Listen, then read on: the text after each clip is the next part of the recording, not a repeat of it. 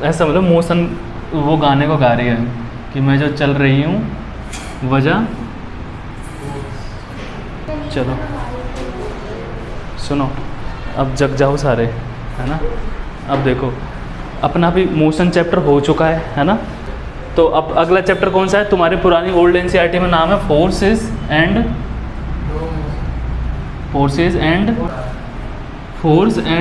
Laws of motion. ठीक है, force and laws of motion. हाँ, तुम्हारी बुक का भी नाम लिखा दो, how forces affect motion. Force motion को कैसे अफेक्ट करता है। लिखूं क्या इसको भी? लो लिख लेता हूँ, हाउ फोर्स अफेक्ट, तो how force affect motion. Motion पढ़ चुके हैं अपन, है ना, तो मोशन की बात नहीं करेंगे, लेकिन मोशन को देखो, कोई एक इंसान ऐसा है जो मोशन को भी अफेक्ट कर देता है। नहीं समझ में आया? कोई तो होता है ना, जैसे तुम्हारी लाइफ में भी होगा कोई तो, कि तुम जो करना चाहते हो उसको इफ़ेक्ट कर सकता है। तो वैसे ही मोशन हो रही है ना, तो उस मोशन को भी इफ़ेक्ट कर देता है। वो कौन होता है? फोर्स। अभी समझ में नहीं आया होगा तुम्हें, ये बात नहीं आई ना, अभी समझ में आएगी। देखो पिछले चैप्टर में अपन ने क्या क्या पढ़ा? मोशन पढ़ी मोशन के अंदर क्या पढ़ा? मोशन मतलब कोई ऑब्जेक्ट चल रहा है, अपनी पोजीशन चेंज कर रहा है, उसको मोशन बोल दिया था। देख लो सभी इधर, बाद में कर लेना ये सब, है ना। तो जब मोशन हो रही है तो उसकी वजह से क्या क्या आ रही है? स्पीड और वेलोसिटी आ रही है। अब मैं दोनों को नहीं लिख रहा, एक को लिख रहा हूँ। वेलोसिटी आ गई, फिर वेलोसिटी में चेंज हो रहा है तो उसमें एक्सेलरेशन आ गया। समझ रहे हो ना सब लोग? ऐसे ही तो आता है यार, है। अगर मान लो ये बदला नहीं तो कोई थोड़ी आएगा। अगर वो ऐसे ही चलता रहा तो वो ही रहेगा, अगर वो बदल गया तो बदल के कुछ तो हो जाएगा ना। वो नहीं समझे? कोई इंसान वैसा का वैसा रहा तो वो बदला नहीं। रियल लाइफ में भी तो ऐसा होता है, नहीं पता? तो देखो, हाँ, मोशन कब आई? जब पोजीशन बदली, पोजीशन चेंज हुई टाइम के साथ। नहीं समझ में आया? और जब टाइम के साथ मोशन के अंदर देखो, फिर अपन ने डिस्प्लेसमेंट और वो पढ़े थे, डिस्टेंस। जब टाइम के साथ में डिस्प्लेसमेंट आया, है ना, ऑब्जेक्ट ने मोशन करी, उसी की वजह से तो वेलोसिटी आई ना। फिर वेलोसिटी में भी तो चेंज हो जाता है, उसी को एक्सेलरेशन बोलते हैं। चेंज मतलब अपॉन में टाइम कर रहे हैं। अरे मैं तुमको शॉर्ट में समझा रहा हूँ, समझ गए ना? बाकी फॉर्मूले तो तुम्हें पता है ही है। तो वेलोसिटी जब टाइम के साथ चेंज हुई तो एक्सेलरेशन आया, मतलब बदलना ज़रूरी है। समझ गए? तो तुम भी बदलो थोड़ा सा, खुद में चेंज लाओ। मतलब बदलने का मतलब ऐसे नहीं कि मेरे से बोलना ही बंद कर दिए, ऐसे नहीं बदलना। अब देखो मोशन हो रही थी ना, अभी तक तो मोशन। ये चैप्टर की ज़रूरत क्यों पड़ी, पहले तो ये बताओ। इस चैप्टर में कुछ क्या नया है ऐसा कि मोशन में नहीं सीखा अपन ने? मोशन कितने प्रकार की होती है? तो वो तो पढ़ ली थी ना, यूनिफॉर्म नॉन यूनिफॉर्म, पिछले वाले। हाँ,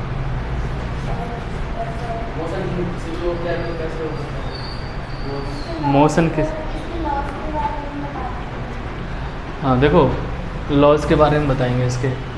अब देखो सीधा देखो, इसमें ये वर्ड आ रहे हैं, देखो फोर्स आ रहा है, इसमें भी फोर्स आ रहा है। मोशन तो पढ़ ही ली। अब लॉज समझते हो? नियम कानून।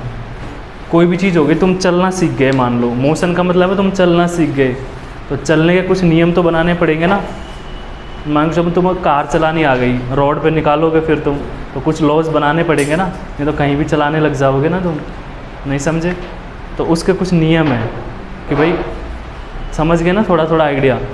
अब देखो मैंने तुमको पहली लाइन में बोली थी एक बात, अगर तुम समझे इस वाले से, कि मोशन को कोई अफेक्ट करता है, तो लिखा हुआ है ना कि कैसे फोर्स अफेक्ट करता है मोशन को, ये लिख तो रखा है। नहीं समझ में आया? कि मोशन है ना उसको भी अफेक्ट कर देता है। अफेक्ट समझते हो ना? मोशन चाहती है इधर जाना, अगर फोर्स चाहे तो उसको इधर भेज सकता है। नहीं समझे? तुम इधर से इधर जाना चाहते हो, है ना। लेकिन मान लो यहाँ पे कोई कुत्ता खड़ा हो, जर्मन शेफर्ड, ठीक है, तो वो तुमको है ना इधर भी भेज सकता है कि तुम आना इधर चाहते थे लेकिन उसने इधर भेज दिया, लेकिन हाँ, लेकिन तुम्हें आना तो इधर ही है, फिर घूम घाम के फिर ऐसे आ जाओगे तुम, समझ गए ना। तो तुम्हारी मोशन को किसने अफेक्ट किया? जर्मन शेफर्ड ने। तो उसने तुम पे फोर्स थोड़ी लगाया, लगाया क्या? वो तुम्हें दिखा नहीं, वो फोर्स तुम्हारे मन में डर था, वो समझ लो। फोर्स तो वो लगाता अगर तुम उसके पास जाते तो ठीक है ना, तो समझ गए। तो वैसे ही मोशन है ना, अब देखो, अब इतना घुमा के मैं नहीं बोलूँगा, डायरेक्ट बोल रहा हूँ सीधा कि मोशन अभी तक हो रही थी, है ना, कि कोई ऑब्जेक्ट यहाँ था पहले और फिर बाद में यहाँ चला गया। कहाँ चला गया? यहाँ से यहाँ चला गया। लेकिन तुम बताओ इसको लेके कौन गया पहले, तो ये बताओ। ऑब्जेक्ट देखो यहाँ से यहाँ जा रहा था, सुनो, इस चीज़ को अपन ने मोशन बोल दी, और वो कितनी तेज़ जा रहा है, कितना स्लो जा रहा है। दो केस बताए थे, जो ऑब्जेक्ट यहाँ से यहाँ जा रहा है, एक को 5 मिनट लगे जाने में, एक को 10 मिनट, कि भाई गए तो दोनों ही, लेकिन कौन कितना कम टाइम लगा, उस हिसाब से फिर स्पीड और वेलोसिटी का वो करना पड़ा अपन को, कि भाई जो जल्दी गया है तो उसकी स्पीड या वेलोसिटी ज़्यादा है, समझ गए। और कई फिर 2 लोग गए, ऐसे समझो, एक ही स्पीड से गया, और एक होता है कभी रुका, कभी चला, कभी तेज़ चला, तो उसकी वजह से फिर मेरे को एक्सेलरेशन आ गया। समझ गए ना, बिल्कुल देसी भाषा में। नहीं समझ में आया ना अभी भी? सही में आ गया। तो देखो, कोई इधर से इधर चल के आया तो मोशन आई, अब 2 लोग गए, एक को 5 मिनट लगे, 10 मिनट लगे, तो उससे वेलोसिटी आ गई। अब देखो, अब मैं ये पूछ रहा हूँ कि इसको लेके कौन गया भाई? कि ऑब्जेक्ट अपने आप तो जाएगा नहीं ना, कोई तो लेके गया होगा ना। नहीं समझ में आया? तो इसको ले जाने वाला कौन है? फोर्स है ना। तो अभी तो ये तो मोशन थी, कौन थी? ये हो रही है, ये तो मोशन है, और मोशन के अंदर ये चीज़ें पढ़ते हैं, वेलोसिटी, एक्सेलरेशन, इसके साथ में स्पीड भी पढ़ेंगे, डिस्टेंस, डिस्प्लेसमेंट, वो सब आ जाएगा कि भाई इधर से इधर गया है तो डिस्टेंस भी चलेगा, फिर डिस्प्लेसमेंट भी आ जाएगा। तो मोशन की वजह से ही ये सब चीज़ें आ रही हैं। मैंने डिस्टेंस डिस्प्लेसमेंट नहीं लिखा, नहीं, वो भी आएगा, समझ गए। अब देखो मोशन, अब मोशन को इस चैप्टर में पढ़ेंगे कि मोशन को कौन करा रहा था? Cause of motion. कॉज समझ रहे हो? कारण, मोशन होने के पीछे वजह क्या है? नहीं समझे? तो वो वजह क्या है? फोर्स, वो ना ऐसे ही जो चल रही है कोई भी, तो उसकी वजह कौन है? तुम नहीं, ये मुझे पता है, आ गया वो गाना, याद आ गया होगा ना? नहीं आया था? वजह तुम ही हो। तो ऐसा मतलब मोशन वो गाने को गा रही है कि मैं जो चल रही हूँ, वजह, समझ गए ना? हाँ, तो अब ऐसे समझ में आता है तुमको। इतनी देर से समझा रहा था, वो समझ में नहीं आया। पर मोशन जो चल रही है उसका कॉज कौन है? फोर्स है। तो cause of motion that is force. अब समझ में आ गया?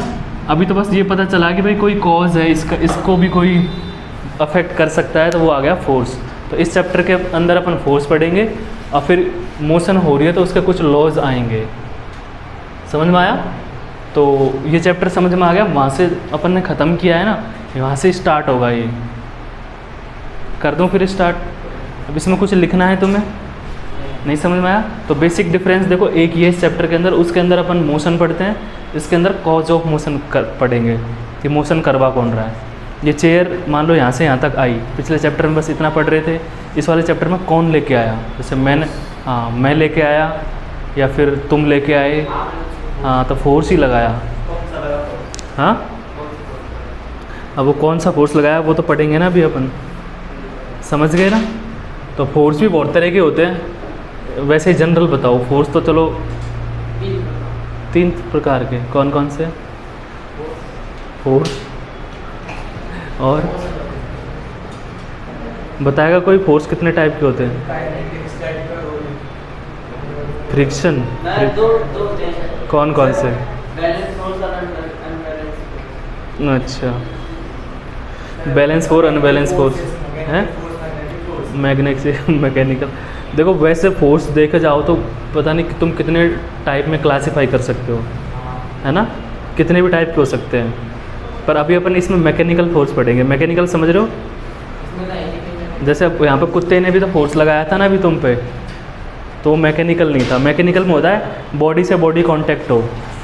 नहीं समझ में आया? देखो जैसे मैं इसको पुश कर रहा हूँ डस्टर को, तो मैंने यहाँ पे कांटेक्ट करना पड़ेगा। अगर यहीं दो मैग्नेट होते तो बिना टच करे भी मैं इसको आगे भगा सकता था, इधर खींच सकता था। आ गया समझ में? या फिर इलेक्ट्रिकल फोर्स भी हो सकते हैं, इलेक्ट्रोमैग्नेटिक फोर्स क्रेन वगैरह में होता है ना। जैसे जो चुंबक होता है ना, अभी तो ये वाला मैग्नेट, हाँ, उसके अंदर करंट पास कराते हैं तो वो मैग्नेट का काम करती है। तो वैसे तो फिर फोर्स के टाइप अलग हो जाएंगे, लेकिन अभी अपन देखो फोर्स पढ़ ही लेते हैं, चलो, है ना। देखो जो दो फोर्स बोल रहे हैं, बैलेंस और अनबैलेंस, वो भी मैं पढ़ाऊँगा। एक होता है पुल का और एक पुश का। और पुश मतलब धक्का देना। देखो फिर ऐसे भी हो सकता है कि किस चीज़ को, देखो मैं ऐसे खींच रहा हूँ दोनों तरफ से, या फिर ऐसा हो सकता है दोनों तरफ से प्रेस कर रहा हूँ, ऐसा भी हो सकता है। आए बात समझ में? तो अपन प्रेशर पढ़ते हैं ना, प्रेशर, उसमें चीज़ों को प्रेस ही करना होता है। तो ये टेंसाइल हो जाएगा, ये कंप्रेशन हो जाएगा। अब जैसे तुम बोल रहे थे बैलेंस और अनबैलेंस, तो बैलेंस कैसे होता है पता है? कि जैसे कोई 10 न्यूटन से इधर खींच रहा है इसको, और दूसरा 10 न्यूटन से इधर खींच रहा है। टग ऑफ वॉर करते हो ना तुम, ये उसमें जो रस्सा होता है मोटा सा, तो उसमें अगर दोनों तरफ बराबर के हैं तो बैलेंस रहेगा ना। मान लो बैलेंस पॉइंट इस जगह पे है, तो वो बैलेंस ही रहेगा। देख रहे हो क्या? और अनबैलेंस समझ रहे हो? इसका मैं दूसरा एग्जांपल भी दूंगा।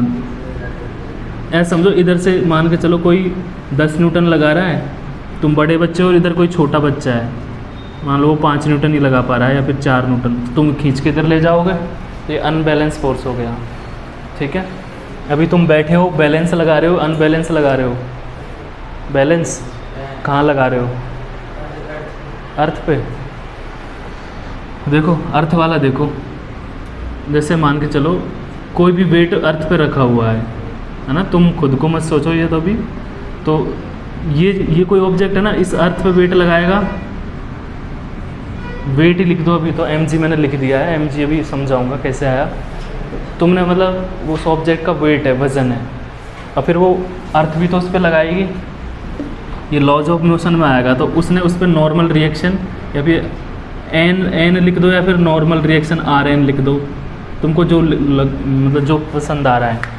एन भी लिख सकते हो इसको, या फिर नॉर्मल R भी लिख सकते हो। R लिख दो, N लिख दो, या RN लिख दो।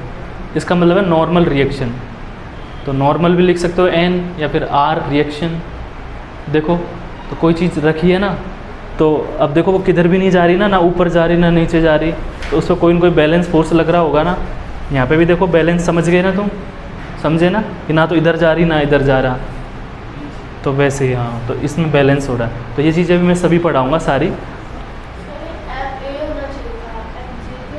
हाँ मुझे पता था MA होना चाहिए था, MG क्यों? अभी वो चीज़ें पढ़ाऊँगा ना, अभी सारी चीज़ें। तो इसमें कुछ लिखाऊँ क्या तुम्हें?